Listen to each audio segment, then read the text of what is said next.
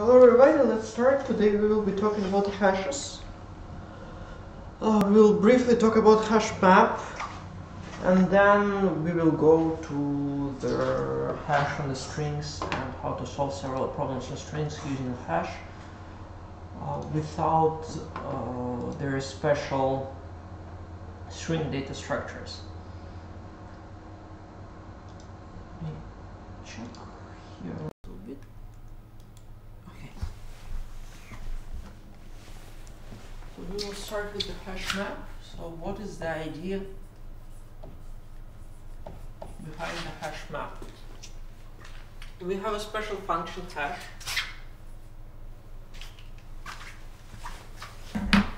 that, given an object, gives us some value, typically in long or in integer.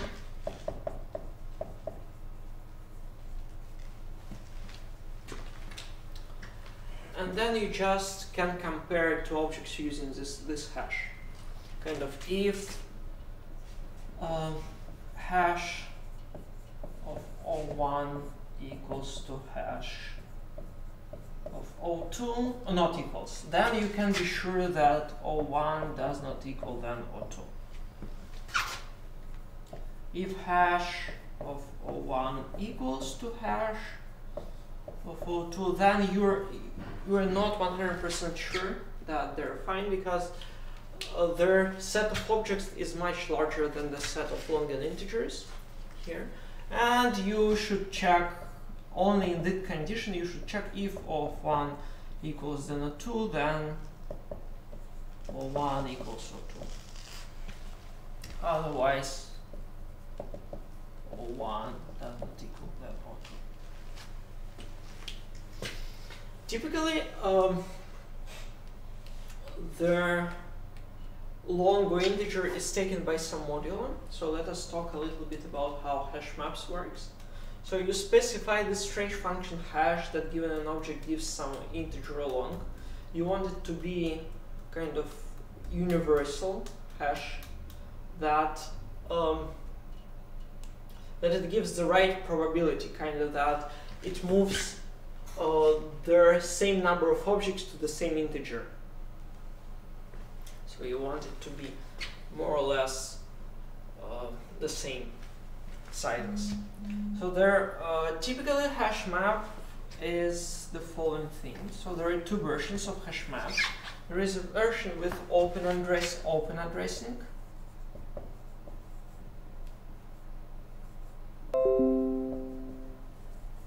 and close addressing.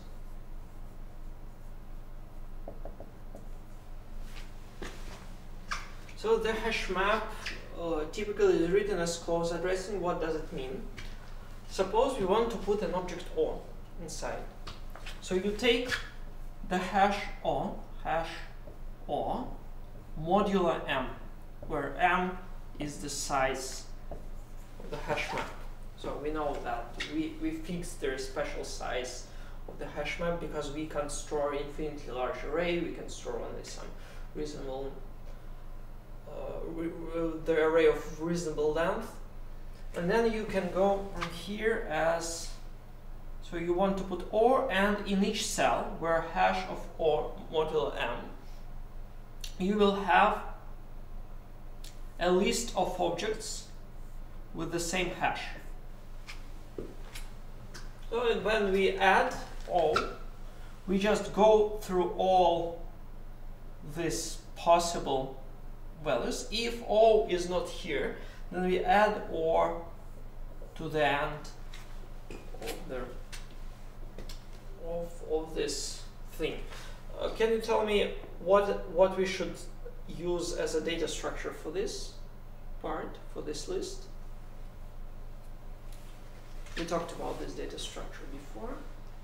Well, we could use a simple vector here. Yeah, exactly. So vector, so it can be resizable, and also their hash map is not resizable itself. It is just with fixed M with M. Okay. And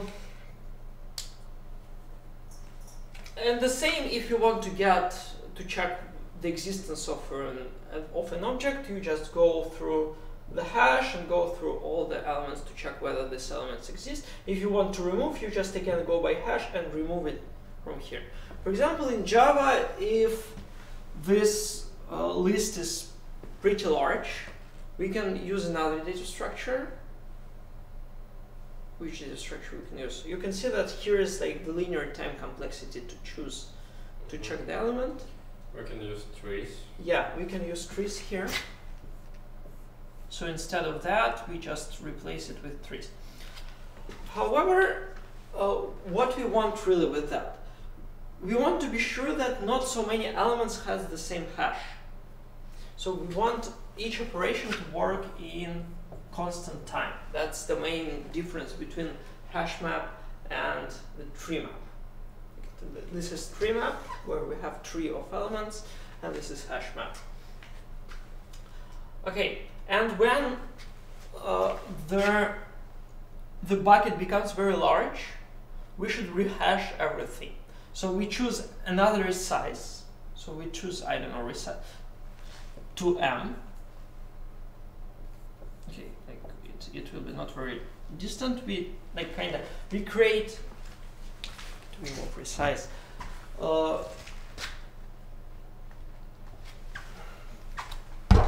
Here is m, and we create a new array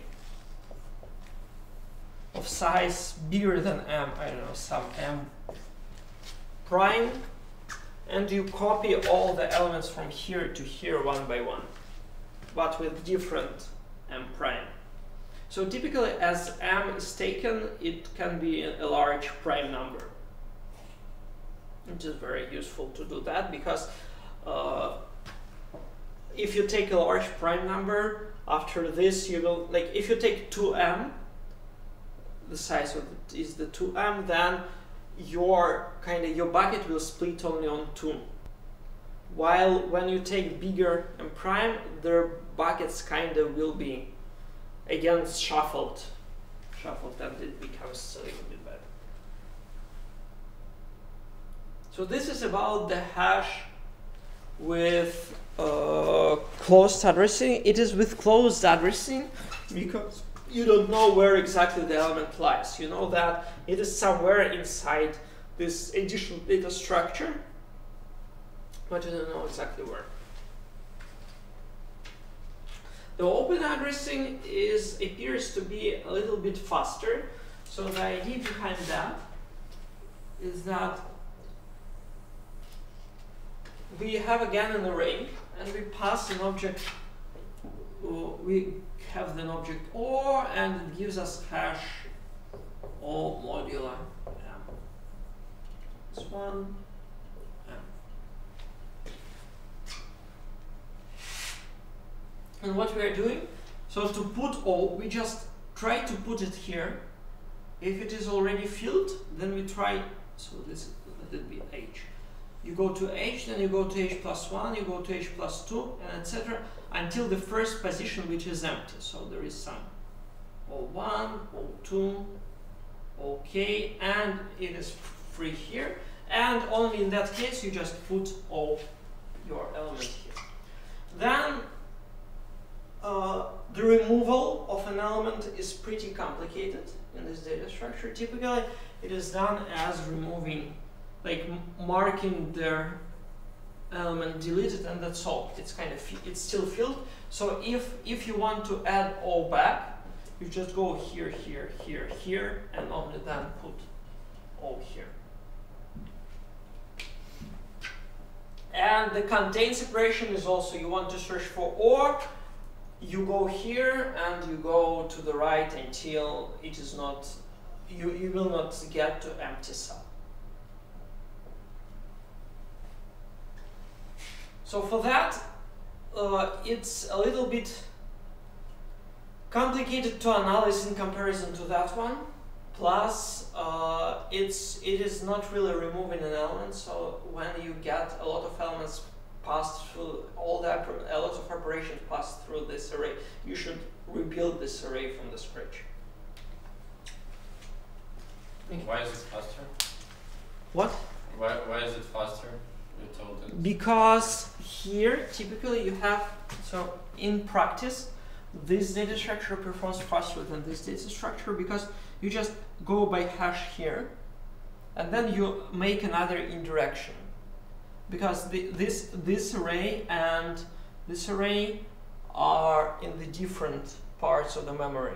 No, So you have to load this and then go here, while here you just load this cache line and that's all.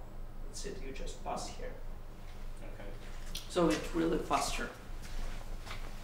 But it has issues, and because of that, this version is typically in there, is written in the standard libraries. There is an additional trick on how to deal with their problem with equality.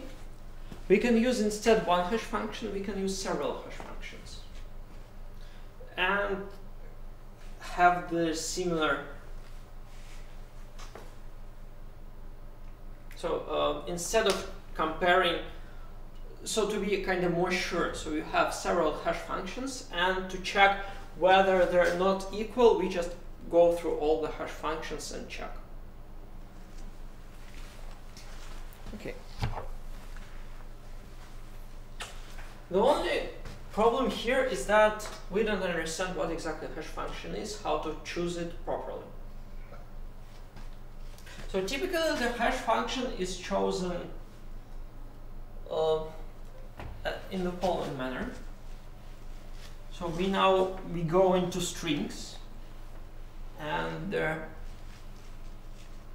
problems that can be solved with hash and strings.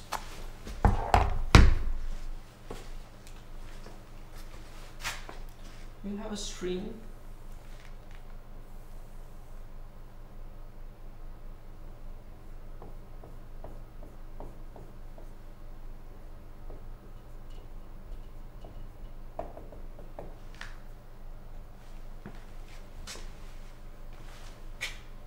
And the following hash map is typically taken for string. It is polynomial hash.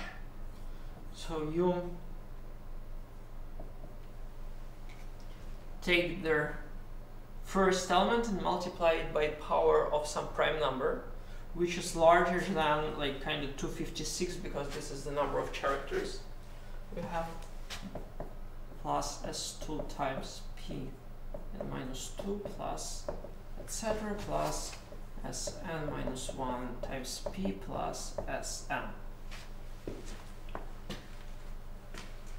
So this is how to, and of course there is a modulo, large modulo. Typically it is taken as 2 in the power 63 minus 1. So, sorry, 2 in the power 64. It is when you just compute this in longs and you don't take any modulus. That's the trick that is typically used, but you can still do with some, like p is the prime number and m is the large prime number.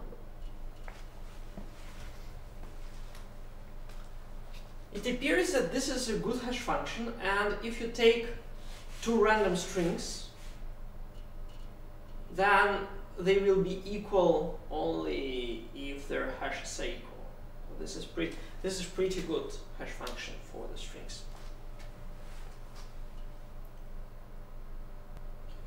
Could you repeat about S? How is it?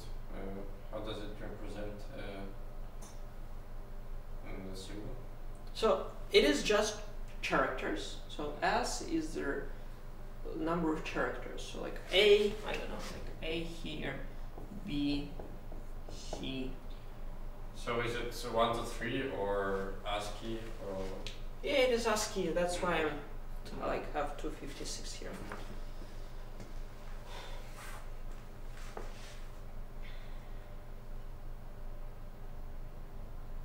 Okay, so you just calculate this hash, and then you can compare it to strings to equality using this hash.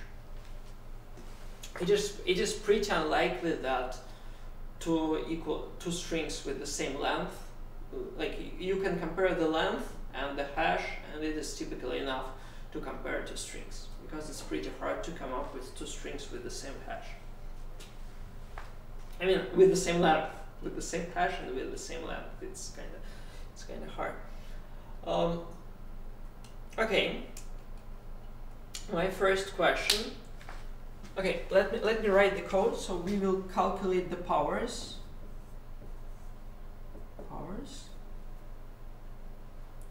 An array of for example, long of size m. Then you have hash equals to 0, and then you go for the string for I equals from 1 to n. You just say hash. Like here is a little trick, so it is hash times p plus si modulo m. Please note that it is better to work either, if you want to take modulo m, you have to be sure that hash times p fits into long, because there is like two types. There is int and long, or int and long, if you know. In Python there will be no such problem. While in the typical language, you have to be sure that this is less than. So you should do this in longs, because previous hash is less than or equal than m, because we always take modulo m times p. So it is m times p, and it can overflow their integer.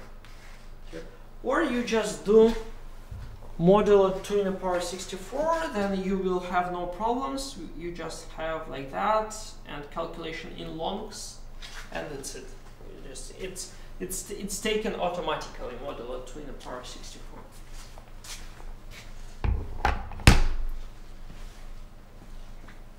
So the question then, it's pretty interesting question. Suppose I know how to calculate hash. So can you tell me how to calculate hash of any substring? Of the string class in constant time. But you can spend off n time in pre-computations.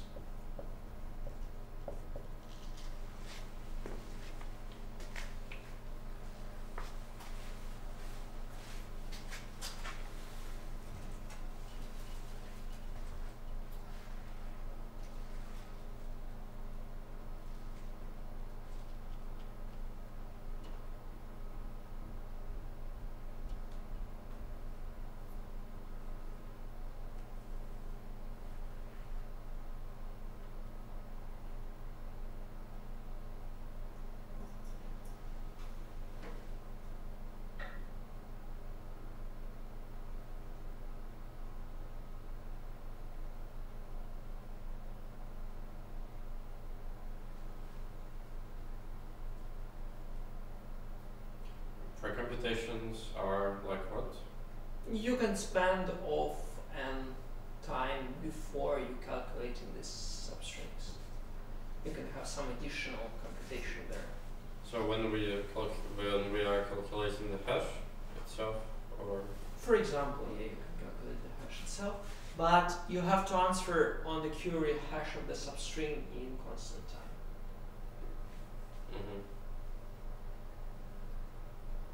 Is there any memory limitation? Linear additional memory.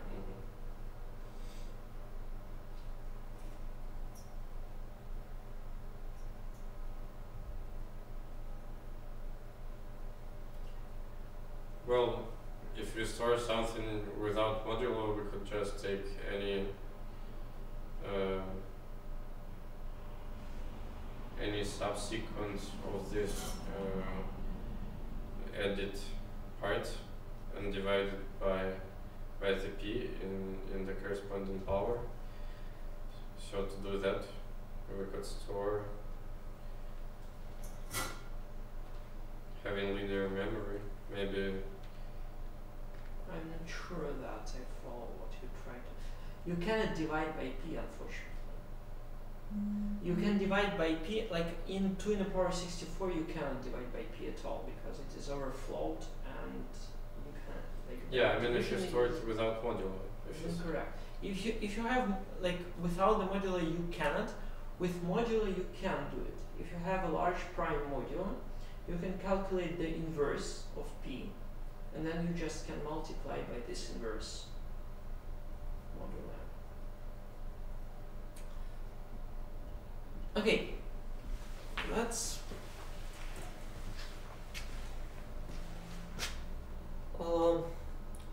what will be the the hash of this string? It will be si times p in the power I minus g, or g minus I. G minus I plus si plus 1 times p j minus I minus 1, etc. plus s j minus 1 p plus s j. So this is the hash, right? So consider the hash of the prefix.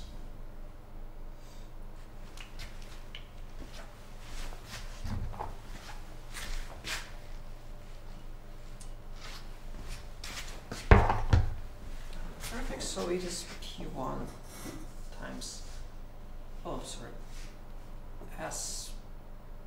s1 p times j minus 1 plus s2 times p j minus 2 plus etc. plus si p j minus I plus se plus 1 p j minus I minus 1 plus etc. plus sj. So as you can see, this is these parts are the same, right? So if you calculate their whole prefix. But what is really here?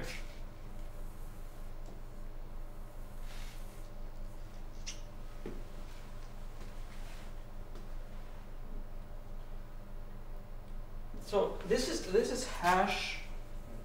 Well, yes. Hash I. I mean, hash j, sorry.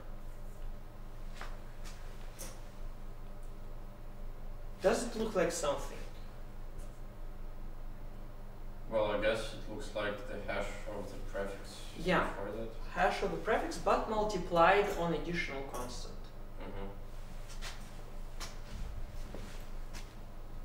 It is as if you consider the prefix till I minus 1, just have s I minus 1 times p j minus I plus 1. Oh, sorry. It is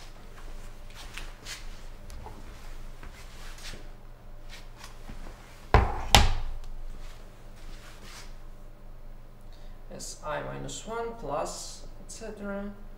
plus si p I minus 1.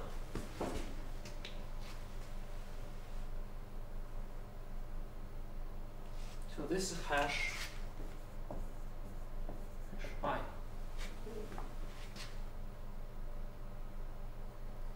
So to get hash of the substring, you just have to take hash j and subtract it with hash I multiplied by some power.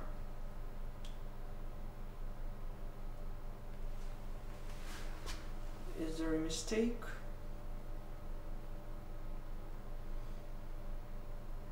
I think I have somewhere a mistake.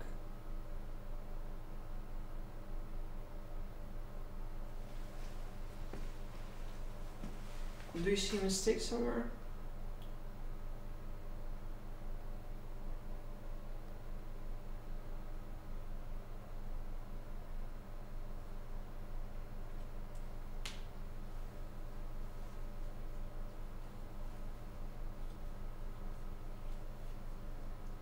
There is here some very stupid mistake with powers.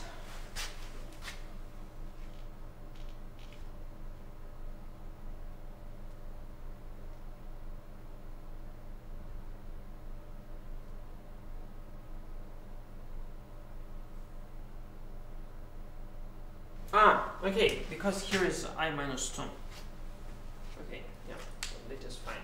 Here is I minus 2 because we consider a hash of I minus 1, and that is why we have to subtract 2 from here. Then hash of Sij is equals to hash j minus hash I times power j minus I plus 1. J minus I plus 1.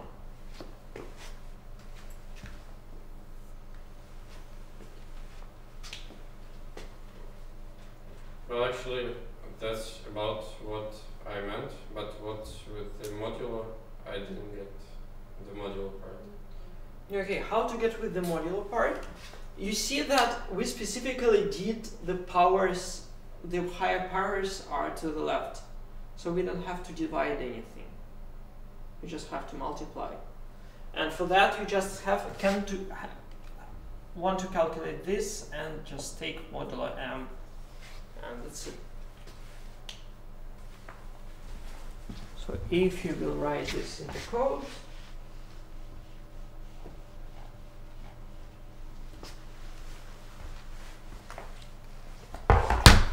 so you will have an array pow, you will have an array hash, then for I equals 1 to n, pow I equals p times pow I minus 1, and hash I equals hash I minus 1 times p plus hash, oh sorry, wait, hash plus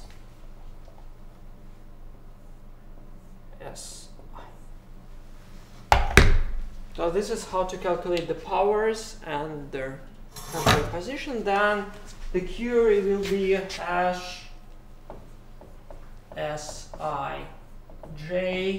will be something like return hash j minus hash I minus 1 times pow j minus I plus 1. So you just pre-calculate the hashes of the prefixes, you pre-calculate the powers, then you can answer this in constant time.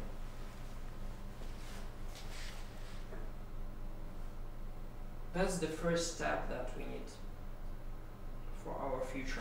Oh yeah, let me tell what we really want to do. So our target is to calculate the total number of different substrings of a string.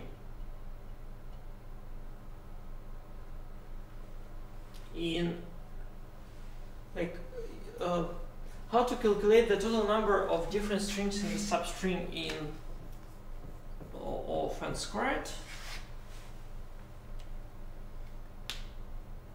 We could just go over all the substrings of the string.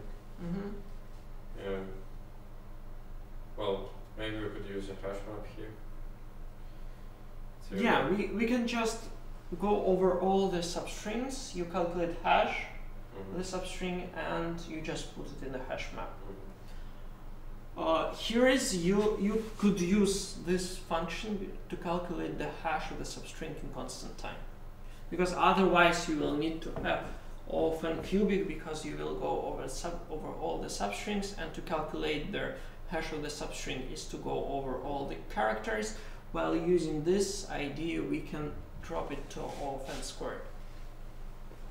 We will further drop it to n logarithmic in some power. N logarithmic squared n. Okay, so we know how to calculate the hash of the substring. That's nice.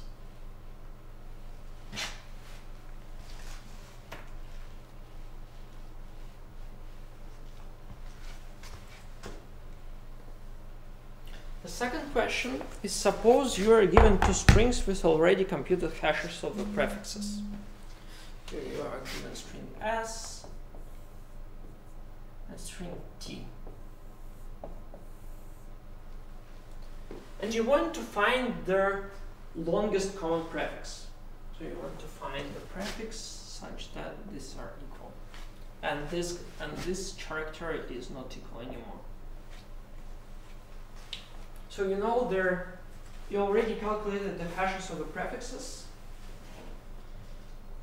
So how to do this in logarithmic time?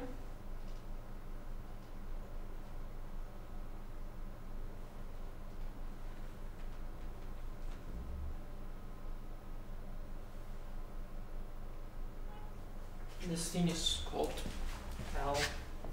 LCP, longest common prefix. We could use a binary search for it. And what's to do with it? Divide those strings into halves and see whether it is already unequal or it still equals. If hash is still equals, then we take the left part then we take the right part and then divide it by 2 again. And so on. Okay, yeah. So we are going to strings S and T, and we can do a binary search of the length of their common prefix. So we have L equals to 0, right equals to minimum length of S and T. So it's a little bit more complicated than divide by half, because these strings can be of different length. So you exactly need to do this over the length of the common prefix, not the half of the string, but So again, while, remember how to write the binary search, while L less than, so we will be sure that L is always equal. The prefix of length L is always equal. The prefix of length R is the first which is not equal.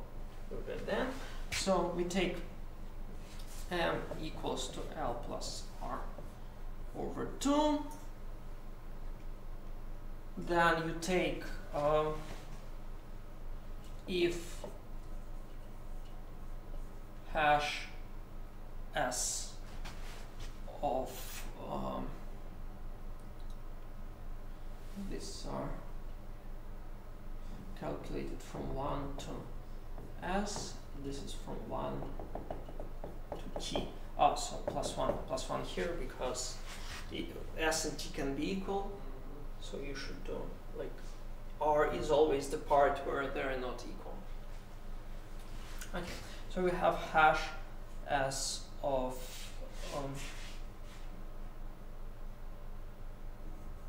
M equals to hash T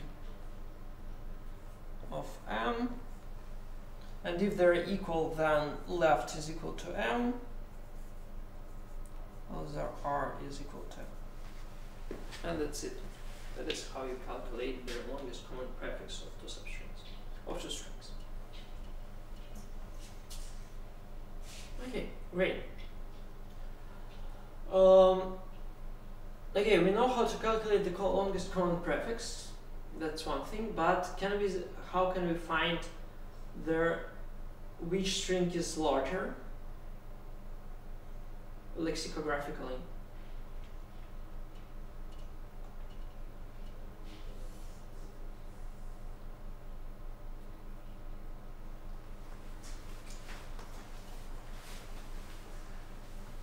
Do you know what is lexicographical? Yes. Comparison. Okay, so how to compare two strings lexicographically? Here. Well, you just have to remind yourself what is the definition of like lexicographical order of the strings. well, I guess lexicographic is the first unequal character, which is greater. Yeah. Well, we could just compare those characters. Yeah, we just can ask for the LCP, longest common prefix, and then compare two characters that are on. So that is how you get comparison of two strings. Okay, so we now know how to calculate the longest common prefix. Okay. Now we will come to very important data structure that typically appears on the string questions. It is suffix array.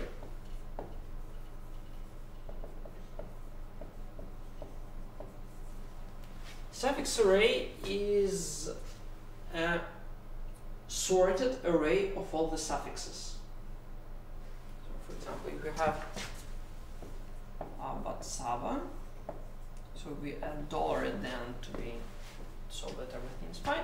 So we have all the suffixes. Batsaba, Atsaba, Saba, Aba,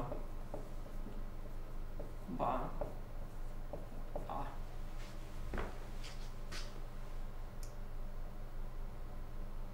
And we want to deal with this.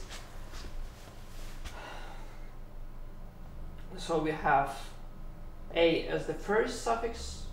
So this is 1, 2, 3, 4, 5, 6, 7. So it is 7 $, then 5 IABA $, then first ABA CABA $,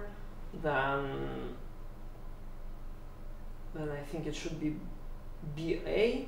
It's Atsaba next, because like we kind of we have all the A's at the first place. Here's 1, 2, 3, 4 such suffixes, and then you have 3 Atsaba. Then we are out of everything that starts with A. We start with B, so we have 6 BA. Then we have 2 BA CABA, and finally we'll have 4, like the B's are over, and we have CABA. So this is the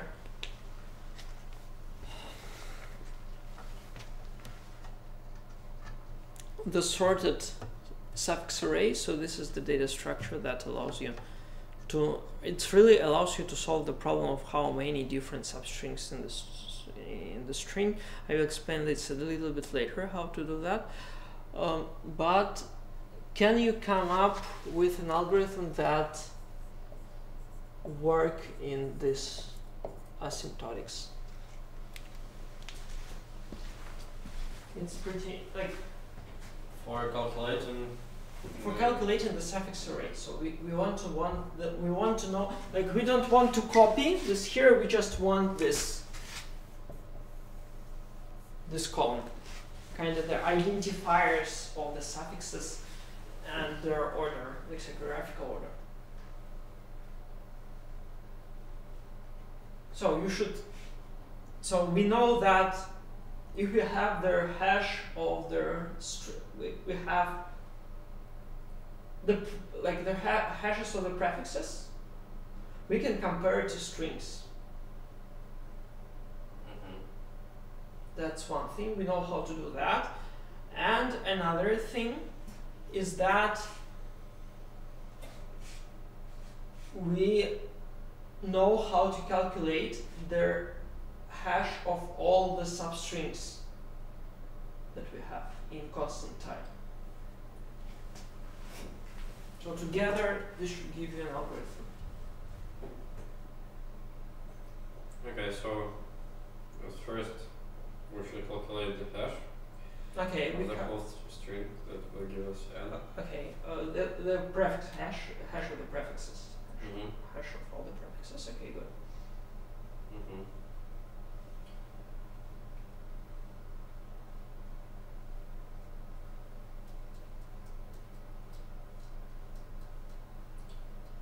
Well, then we put in linear time calculate all the hashes of these suffixes, I think.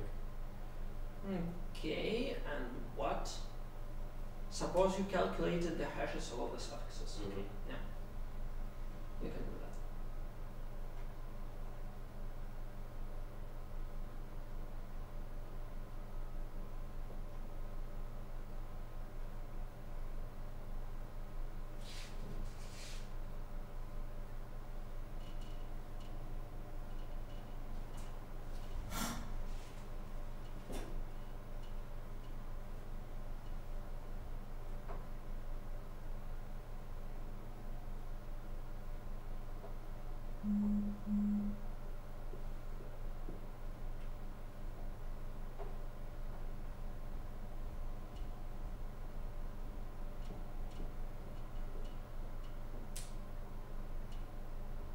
Okay, let me give you a hint. Can we compare two suffixes and in which time? We can compare two suffixes in logarithmic time, like in the previous. Yeah, so we already know the hash of all the prefixes, and you know how to calculate the hash of the substring in constant time. Thus, you can take like hash compare I and j. It will be like I here, j here, and here is 1. And you can, when you compare, you can just ask the hash of these parts to m. This is I plus m minus 1. This is j plus m minus 1. And you can compare them in logarithmic time using the same, because you can calculate each substring, the hash of each substring. Okay, so you know how to compare two suffixes in logarithmic time. Then how to get the algorithm in n log squared time? Well, actually, that was the thing that I was thinking about. No. So now in logarithmic time, we need to sort them somehow. Okay, and what stacks you there? And what time the sort works? Well, some sort can work in n log n time. Okay.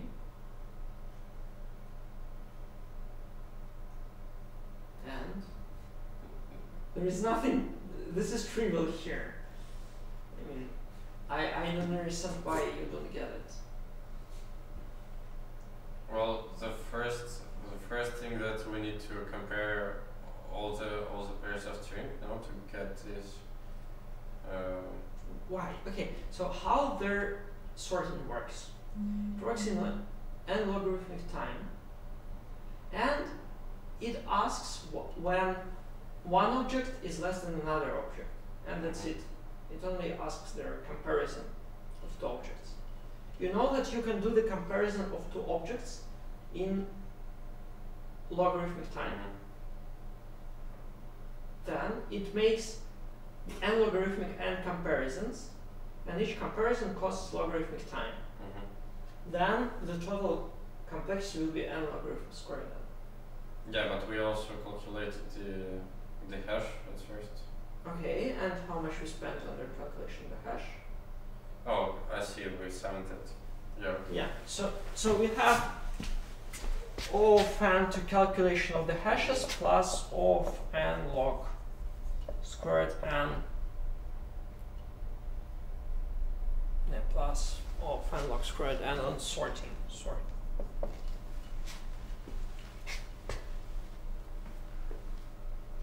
That's it. So we know how to calculate their suffix array.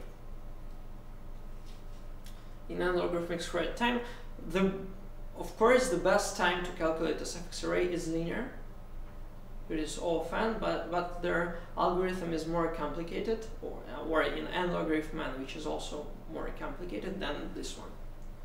Like in this one, it can be written like in like 30 lines of code and you are done.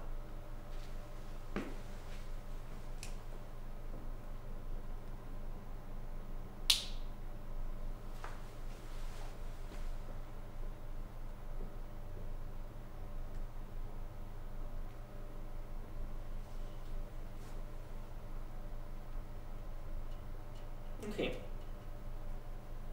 So the question right now is to calculate the number of different substrings of the string.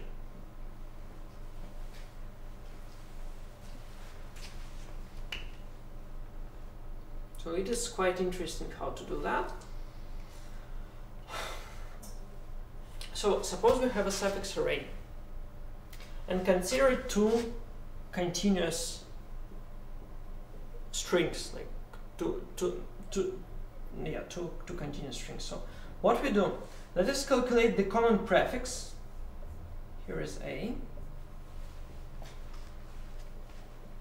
And then the number of new substrings that this suffix will give us is everything that to the right of this common prefix.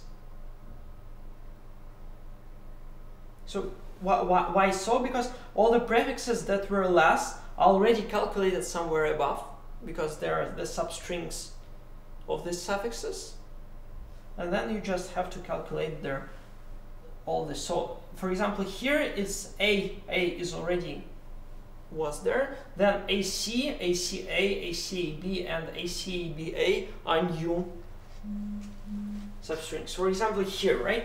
So you have A here, then you have A, which is already here, AB, which is not here, and ABA, which is not here, or were not calculated. But then you ask for LCP of these two strings.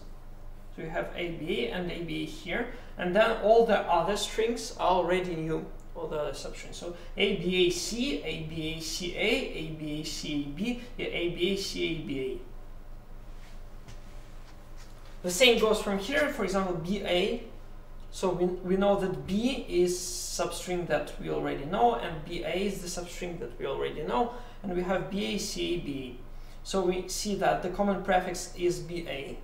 So B and BA already counted before, somewhere here. So BAC, BACA, BACAB, and BACABA are the new substrings that we haven't calculated yet.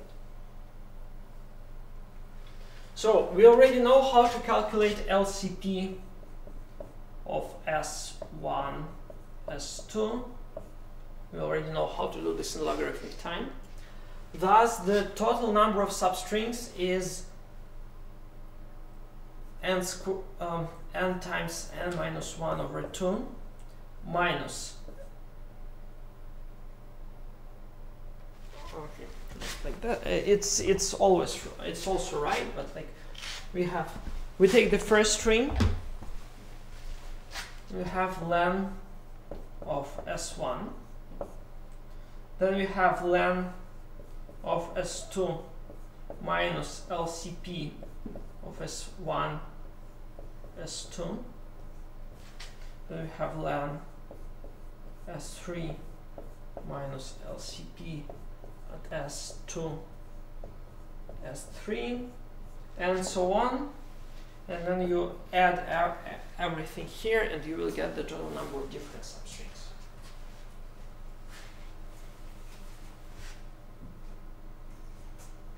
Luckily, this length are summarized to, so if you summarize, so it will be n minus 1 over 2, and minus all the LCPs here. So this is how you calculate the total number of different substrings in of n logarithm squared time.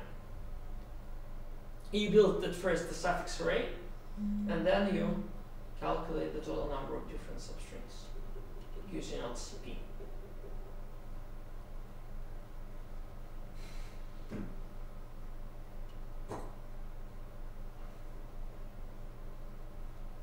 Okay, is it clear? Or there are some questions? I'm trying to figure out the role of the sorting in this. So you have the sorting for that exactly. So you can say that given two continuous strings, you will say that the number of substrings that we haven't calculated is this one. So we minus LCP. If you sort them in some random order, this will not work.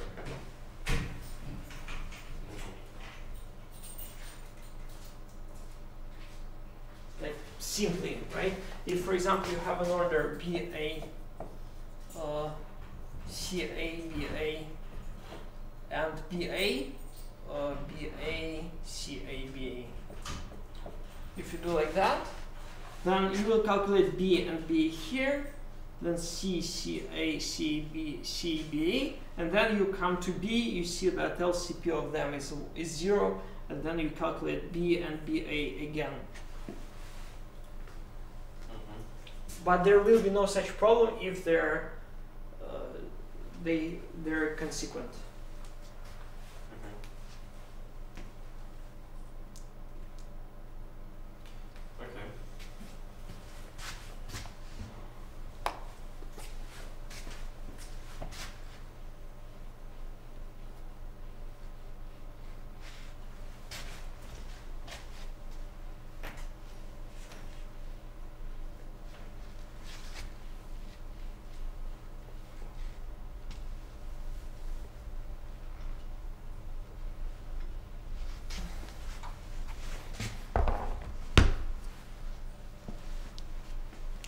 So consider the following problem.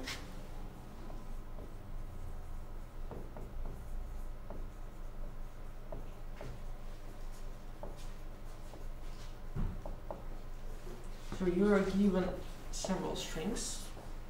This 1, this 2, sk. You want to calculate the longest common substring that appears in all of these strings. Such substring that appears in each string and has the longest length.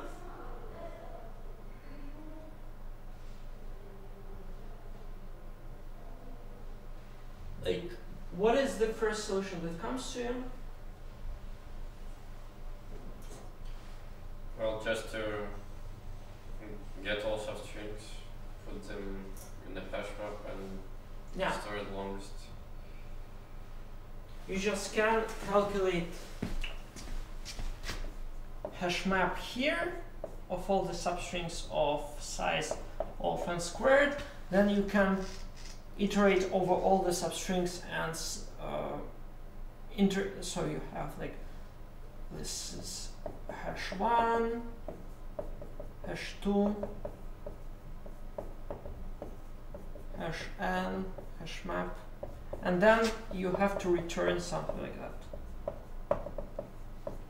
You have to intersect all these hash maps. So what will be their complexity if all the strings has length m?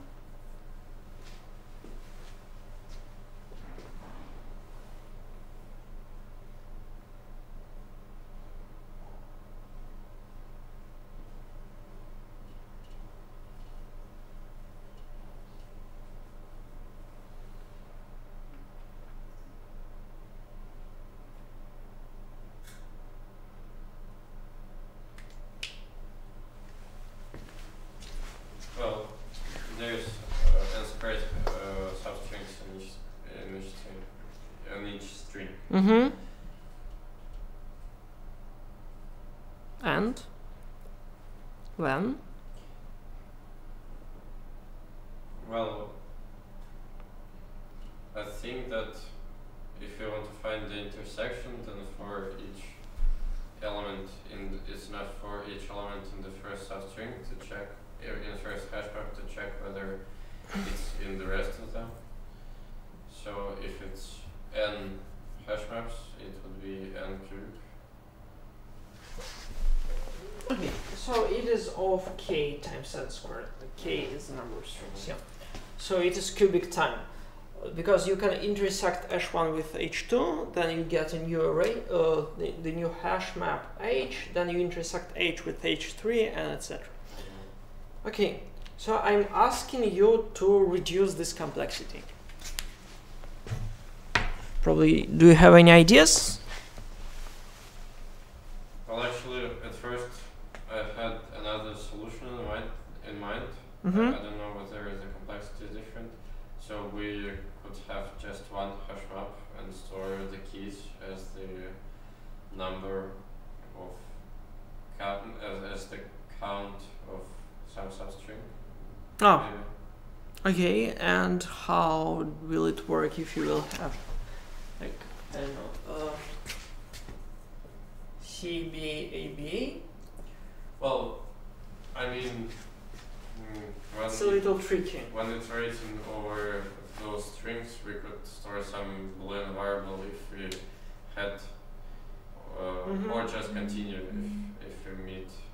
Okay, yeah, you can do that, but the complexity, yeah, I agree, the complexity will be the same, yeah. So any ideas on how to improve it?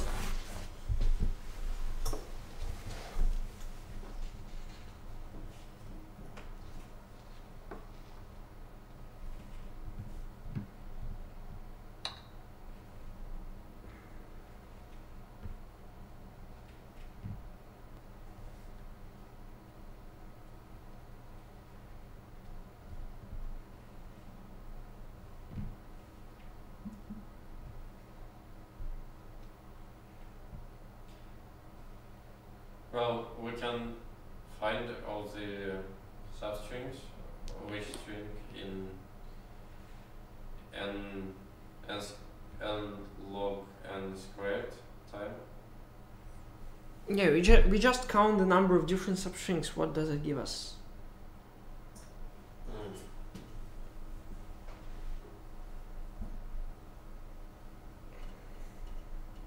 Oh, well, it's not yeah. Okay, let me give you a hint, a little hint. So the complexity is the target complexity that I'm targeting is like that.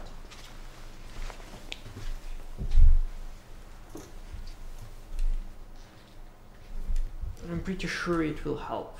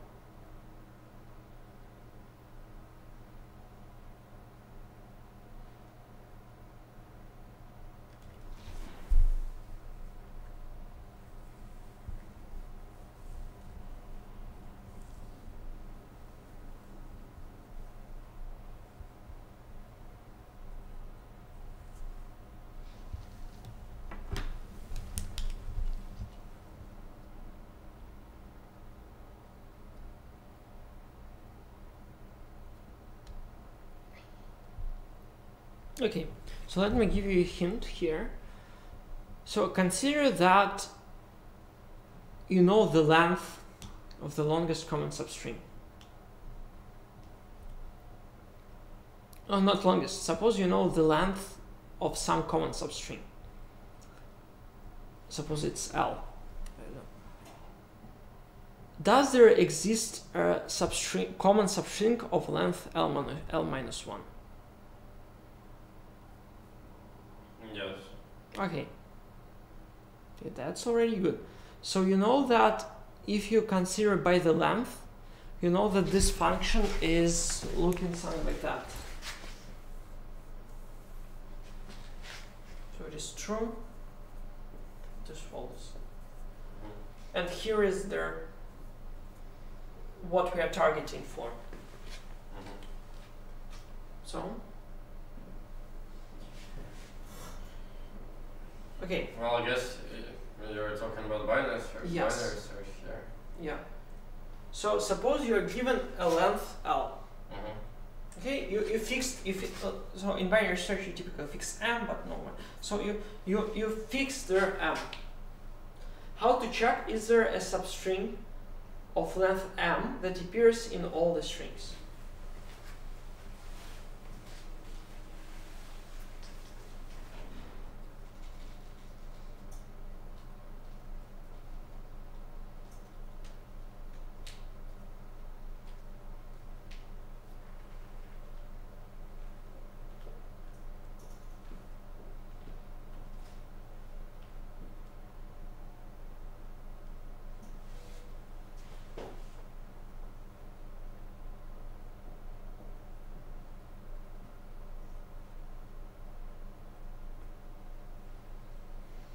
Well, once again, using hash maps, we can just check every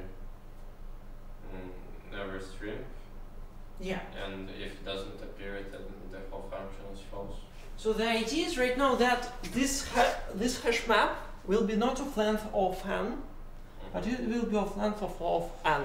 Not of n squared, but just of n, because the number of substrings of length m is only linear.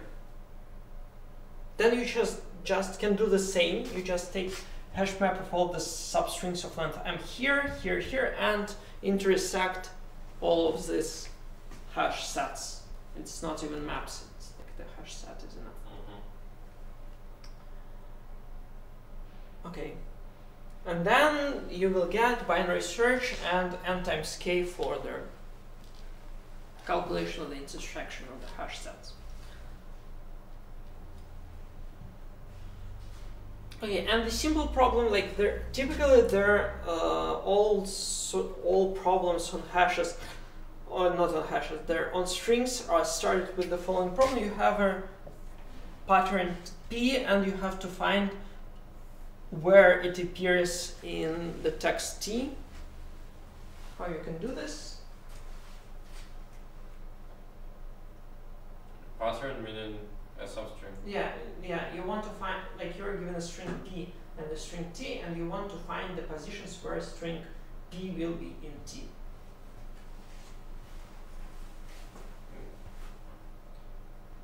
Should we do it using hashes or just a trivial solution? Yeah, hashes. And what complexity will be?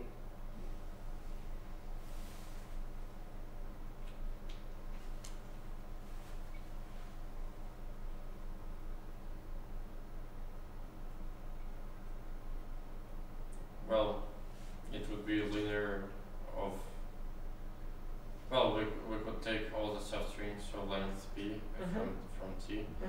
That would be linear. Yeah. And compare them with the hash of P. Exactly. We can do this in all P plus T time. There's no any problems. So typically these are the first problems that are starting in strings. So kind of we get a whole turnaround through hashes to get to this simple problem, and kind of using the like this is the best algorithm possible, because like this is depends only on the length. It's not higher than the length, so and so typically there are all algorithms on strings that are similar to that are working in the same complexity because it can be better. The only thing that is not very good is that our suffix array is n-log squared than linear, but still it is fine for us right now because like it's not very complicated to get into it. Okay, let me say a small remark. I confused during this lecture hash maps with hash sets a lot. So in the longest common substring you could have only hash set. So I never talked about hash map really. I talked about hash set. So the hash set is only checks. It has insert, remove, and contains. So this is not only hash set, it is also tree set, something like that, but this is sets. And there are maps. Maps, there are hash map and tree map, and what they're doing, it maps from some keys to some values. So you have put, kv, get by key, and remove key. So we contain not only keys as in sets, we contain some value that is stored together with this key. So this is the difference. So typically everything that we discussed before are hash sets, and then you can have hash map by storing an additional information about the value.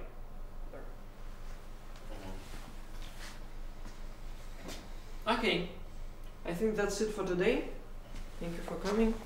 Do you have any questions?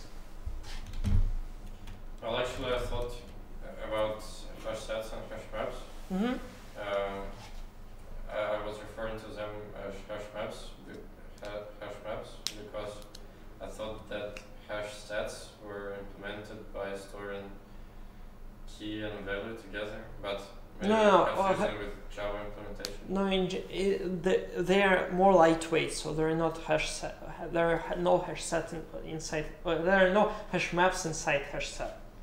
So it's hash set is a lightweight implementation of map because it doesn't care about values.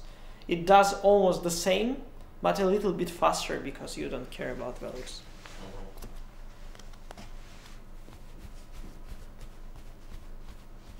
Okay.